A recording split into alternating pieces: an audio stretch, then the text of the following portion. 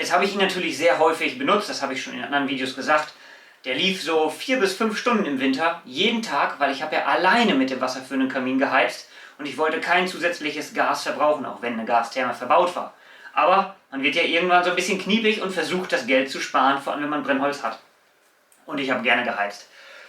Okay, also ich hatte im Winter immer diese 4, 5 Stunden und ich wusste relativ genau, wenn ich jetzt, ich sag mal, bei 45, 50 Grad Puffertemperatur starte, wo ich dann ungefähr nach 4 bis 5 Stunden war.